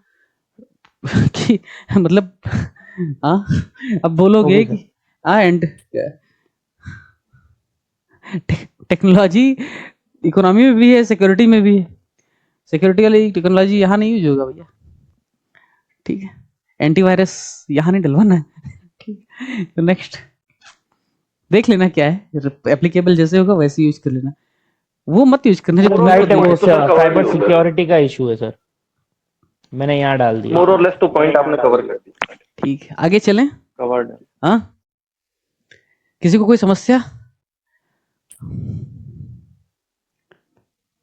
एमएसएमई नीति पे तो बात करेंगे ना, पॉलिसी अलग से, उस पे सवाल पे बात करेंगे, उस पे आपके भागीरथ प्लस में बात करेंगे, ठीक है। शुरुआत है इसलिए थोड़ा ज्यादा गहराई से पढ़ा रहा हूं, बट अब मुझे बताओ, भागीरथ में एमएसएमई पढ़ने के बाद और यहाँ पे लिखने के बाद कोई समस्या एमएसएमई बचेगी तुम्हें? बचेगी? No sir. I don't think बचेगी। फिर भी बचेगी तो फिर किसी के पास उसका समाधान नहीं, फिर तुम सबसे बेहतर स्थिति में हो, मैं फिर से कहता हूँ। चलो, ज्यादा दिक्कत होगी तो एक बार वो मित्र पढ़ लेंगे एमएसएमई के बारे में, कुछ brief points. India versus Uttar Pradesh MSME ecosystem डाल दिया है, पढ़ लेना। यहाँ पे एमएसएमई जो उत्तर प्रदेश में है उसका एक अवलोकन, ओवरव्यू पढ़ लेना। ये भगीरथ के नोट्स से यहाँ पे लगा दिया है क्योंकि कैपेसिटी बिल्ड करनी है। ऐसा थोड़ी है कि नोट्स शेयर कर देंगे तो घाटा हो जाएगा, वैसे भी शेयर हो ही रहा है। नेक्स्ट क्वेश्चन, सर डिजिटल एक क्वेश्चन था। हाँ बोलो। सर अभी जैसे कि एक ही जामनगर क्वेश्चन। में जियो ने जो अपना डेवलप कर रखा है सारा कुछ, वो सर एक मतलब प्लग एंड प्ले मॉडल के जैसा ही है कि schools are there, industries are there, everybody is working in those industries. तो सर ऐसी इन्वेस्टमेंट्स यूपी गवर्नमेंट, यूपी अपने इसमें क्यों नहीं लेके आता जैसे जियो ने वहां पहले पे कर पहली रखा चीज है? तो ये है कि कोई एक इंडस्ट्रियल हाउस जो भी फैसिलिटी डेवलप करती है ताकि उसके बाद जितनी इंडस्ट्रियल एक्टिविटी वो चालू हो सके, उसे प्लग एंड प्ले मॉडल नहीं कहेंगे, वो तो फैसिलिटेशन है, वो तो इंफ्रा डेवलप कर रहा है अपना। और वो लिमिटेड स्केल पर होता है कि भाई उसने अपने मानो टेलीकॉम है, अब टेलीकॉम में कोई एक कॉमन फैसिलिटी सेंटर उसने एस्टेब्लिश किया कि वहाँ पे टावर भी होंगे, वहाँ पे डेटा सेंटर भी होगा, वहाँ पे सब कुछ होगा एक ही छत के नीचे, वो ठीक है उसके इकोनॉमी, उसके इंडस्ट्री को डेवलप करने के लिए। जो गवर्नमेंट्स होती हैं वो plug and play model use करती हैं सभी एमएसएमईज या उस पर्टिकुलर सेक्टर में जितनी भी टाइप की इंडस्ट्रीज हैं उनको हेल्प करने के लिए, और वो लार्ज स्केल पर होता है, ठीक है ना। ऐसा थोड़ी है कि आपने पीतल के लिए एक plug and play model use किया तो पूरा विकास हो गया, ऐसा तो है नहीं। आपको पीतल के लिए यूज करना पड़ेगा, आपको सेमीकंडक्टर के लिए भी यूज करना पड़ेगा, आपको ग्रीन एनर्जी के लिए भी यूज करना पड़ेगा। तो उस हिसाब से देखा जाए तो जो राज्य हैं, जो गवर्नमेंट्स हैं, उनके एफर्ट्स ज़्यादा कॉम्प्रहेंसिव होते हैं, ज़्यादा बड़े होते हैं, जो पॉसिबल नहीं हो पाते हैं सारे सेक्टर्स के लिए। इंडस्ट्रियल हाउसेज को किसी एक क्षेत्र में काम करना होता तो एक हिसाब से एक ही छत के नीचे सारी फैसिलिटी होगी। बड़े बड़े इंडस्ट्रियल हाउसेज को आपने देखा होगा, बिजली भी खुद ही बनाती, रिसर्च एंड डेवलपमेंट उसी छत के नीचे हो रहा है, सर्टिफिकेशन, प्रमोशन, बहुत सारी चीज़ें हो रही हैं, ठीक है ना। इसलिए क्योंकि उनको एक ही काम करना है, गवर्नमेंट्स को हर सेक्टर में काम करना है। उत्तर प्रदेश सरकार ने राज्य में निवेश आकर्षित करने के लिए हाल ही में कौन से कदम उठाए? साल 2023 का प्रश्न ये बताया ना, जब तक उत्तर प्रदेश अमेरिका को लोन न देने लगे तब तक ये सवाल आता रहेगा, ठीक ठीक है भाई। तो लिखने के लिए तैयार हो? इसमें अप्रोच कुछ नहीं है यार, सीधा प्रश्न है, कौन कौन से कदम, कदम नंबर 1, कदम नंबर 2, कदम नंबर 3, कदम नंबर 4, सेक्टर वाइज प्राथमिकता के आधार पे प्रायोरिटाइजेशन करना आर्गुमेंट को। सबसे कचरा आर्गुमेंट सबसे पहले दे दोगे तो फिर वो पढ़ेगा नहीं। ठीक वैसे ही जैसे मेरे बारे में एक स्टूडेंट का कमेंट था कि आप शुरुआत में बहुत स्लो होते हैं पढ़ाते वक्त, बाद में आपके आर्गुमेंट बहुत शानदार होने लगते हैं, आप डीप डाउन करते हैं और बहुत अच्छा सब कुछ करते हैं। अब मुझे नहीं पता कितना सच है, बट ऐसा लगता है मैं शुरुआत में अच्छा नहीं पढ़ाता हूँ, फिर जैसे जैसे लेक्चर आगे बढ़ता है ड्यूरिंग द सेशन ज़्यादा बेहतर होता जाता हूँ, ऐसा लगता है? ऐसा नहीं है ना? बता देना, फीडबैक देना, मुझे भी तो एज ए टीचर इवॉल्व करना ही है ना। तो सेक्टर वाइज अप्रोच मतलब निवेश आकर्षित करने के लिए नीति से लेकर के बजट तक सबके प्रावधान लिख देने, नीति से लेकर के बजट तक सबके प्रावधान लिख देने हैं। पहले तो इंट्रो दे देना है। इंट्रो देखो 1.5 लाइन में खत्म हो गया। साल 2047 तक 6 ट्रिलियन अमेरिकी डॉलर की अर्थव्यवस्था। हमने कहा लोग 1 ट्रिलियन डॉलर फेंक रहे हैं, हम 6 ट्रिलियन डॉलर फेंकना शुरू कर देंगे। ज्यादा फेंको, फेंकने की बात है तो फेंको, क्या प्रॉब्लम है? और हम थोड़ी फेंक रहे, गवर्नमेंट ऑफ उत्तर प्रदेश खुद टारगेट कर रही है, प्लान कर रही है। हम तो एग्जाम में लिख रहे हैं, कहेगा यार हमने तो 1 ट्रिलियन डॉलर बच्चों की कॉपी में देखे हैं, तो 6 ट्रिलियन डॉलर लेकर के आया। ठीक, तो 6 ट्रिलियन डॉलर की अर्थव्यवस्था 2047 तक बनाने के लिए उत्तर प्रदेश को हाईएस्ट जीडीपी ग्रोथ रजिस्टर करनी पड़ेगी, जिसके लिए बहुत सारा इन्वेस्टमेंट फ्लोज की जरूरत है, बहुत सारे निवेश की जरूरत है। हो गया इंट्रो। आप चाहो डेटा ड्रिवन इंट्रो देने के लिए तो बताओ कि उत्तर प्रदेश को पिछले बरस कुछ 3600 या 3800 करोड़ रुपीज का एफडीआई मिला है, जो बेहतर निवेश स्थिति को दर्शाता है। परंतु महाराष्ट्र जैसे राज्यों से या डेवलप्ड स्टेट से ये अभी भी तुलनात्मक रूप से काफी कम है। ठीक, विकसित उत्तर प्रदेश बनने की दिशा में ये अभी भी नाकाफी है। इस तरीके से 3700 करोड़, ठीक है, महाराष्ट्र तो बहुत ज्यादा, 1.5 लाख करोड़ के आसपास एफडीआई। एक दूसरा इंट्रो लिख सकते हो, उत्तर प्रदेश में पिछले 10 सालों में 2012-13 से लेकर के 24-25 तक जो निवेश टोटल है उसका डेटा दे सकते हो। एफडीआई में उत्तर प्रदेश की क्या रैंकिंग है, ओवरऑल क्या एफडीआई मिल रहा है उत्तर प्रदेश को, वो लिख सकते हो, उसका मात्रा। ये सब लिख करके ग्लोबल इन्वेस्टर समिट अगर हुआ है तो उसका डेटा आप लिख सकते हो, इतने लाख करोड़ का एमओयू साइन हुआ है। आप इंट्रो की शुरुआत कर सकते हैं।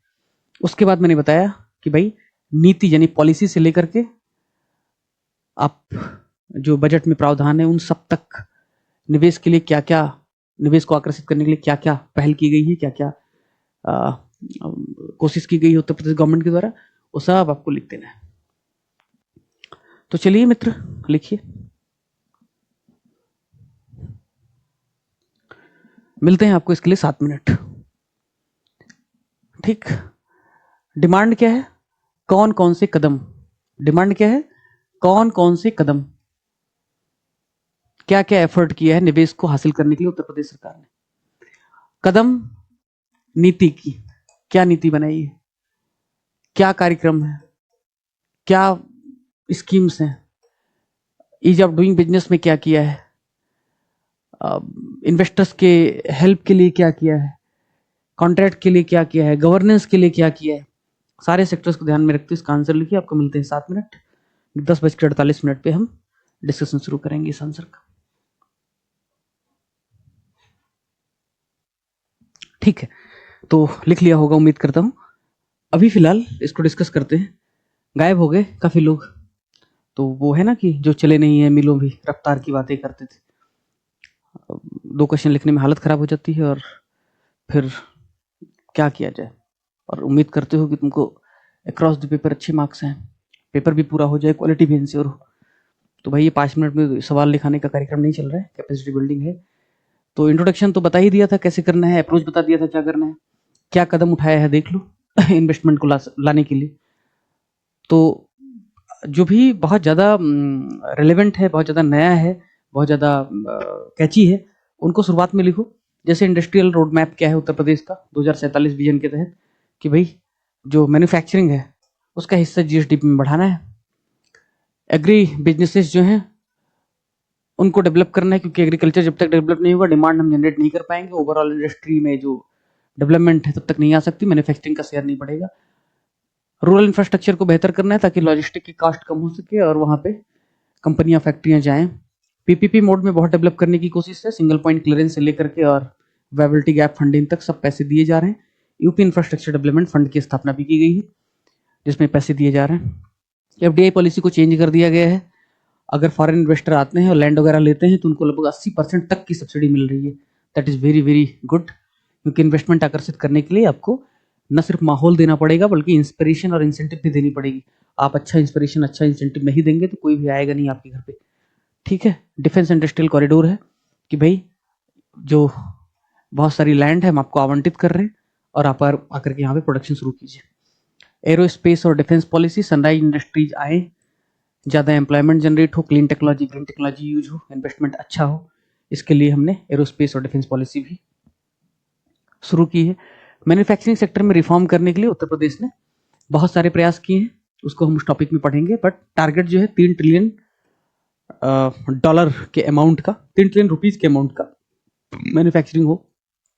ग्रीन हाइड्रोजन पॉलिसी लेकर के आए हैं ताकि एनर्जी सेक्टर में भी काफ़ी इन्वेस्टमेंट आ सके। 1 MMT अगर उत्पादन करना है, 1 मिलियन मेट्रिक टन उत्पादन करना है ग्रीन हाइड्रोजन का हर साल, जो लास्ट ईयर पॉलिसी आई थी ना ग्रीन हाइड्रोजन की पॉलिसी 2024 उत्तर प्रदेश की, ये कुछ उसी तर्ज पर आधारित है जिस तर्ज पर भारत की ग्रीन हाइड्रोजन पॉलिसी, इसमें 5 MMT का टारगेट है। लेकिन भारत की जो पॉलिसी है वो शायद 2030 से इस लक्ष्य को हासिल करने का प्रावधान करती है। उत्तर प्रदेश उससे शायद 2 साल ज़्यादा एडवांस हो गया है, 2028 से ही 1 MMT उत्पादन का लक्ष्य रखेगा, लाख करोड़ रुपए शायद इन्वेस्टमेंट का लक्ष्य है और नौकरियां बहुत सारी सृजित करेगा। तो ये जो ग्रीन हाइड्रोजन पॉलिसी है इसमें एक बड़ा कंपोनेंट है इन्वेस्टमेंट का, कि भाई इतना सारा इन्वेस्टमेंट हमें लेकर के आना है तभी 1 MMT का टारगेट अचीव हो पाएगा। तो उत्तर प्रदेश ये भी कर रहा है। Strengthening the startup and innovation ecosystem, यानी कि स्टार्टअप और इनोवेशन जो भविष्य के अर्थव्यवस्था के भविष्य हैं, बिना स्टार्टअप के जो एम्प्लॉयबिलिटी है, जो एम्प्लॉयमेंट जनरेशन है, वो कभी तय नहीं हो सकता, कभी बहुत अच्छी स्थिति तक नहीं पहुंच सकता। तो इसके लिए ज़रूरी है कि नए नए इनोवेटिव आइडियाज आते रहें, इनोवेटिव आइडियाज पर आधारित स्टार्टअप डेवलप होते रहें।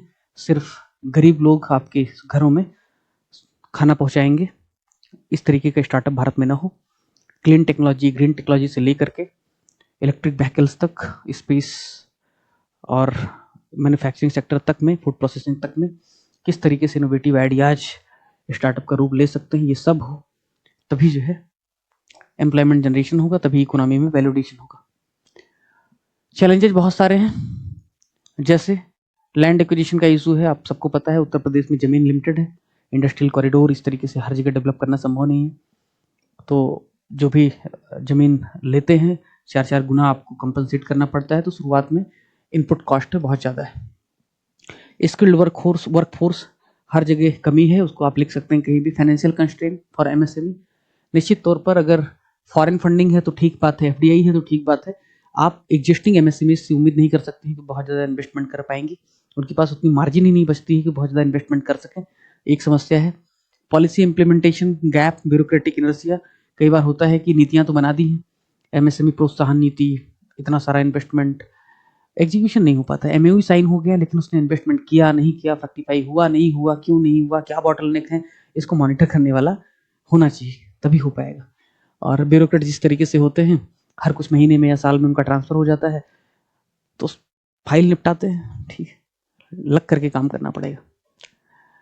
कंपटीशन फ्रॉम मदर स्टेट, ये एक ऐसा पॉइंट है जो लिखना ही आपको। 1,64,000 करोड़ रुपए अगर महाराष्ट्र को FDI मिलता है, उत्तर प्रदेश को 3700 करोड़ रुपए मिलता है FDI, आप समझ रहे हो। कोस्टल स्टेट्स को ज़्यादा इन्वेस्टमेंट आएगा, उनके पास ऑलरेडी इतना इंफ्रास्ट्रक्चर है, शानदार इंफ्रास्ट्रक्चर है, मल्टी मॉडल कनेक्टिविटी है, लॉजिस्टिक कॉस्ट कम है, स्किल्ड वर्कफोर्स है, टेक्नोलॉजिकल एडवांसमेंट है, इकोसिस्टम है, वहाँ पे ज़्यादा इन्वेस्टमेंट होगा या उत्तर प्रदेश के भदोही में ज़्यादा इन्वेस्टमेंट होगा? हाँ तो भदोही में भी होगा, भदोही में भी हो सकता है, इसी का प्रयास चल रहा है।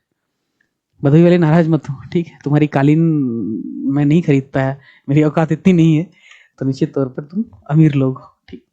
भदोही की कालीन अमीरों की बात है भाई, है किसी के पास भदोही की कालीन?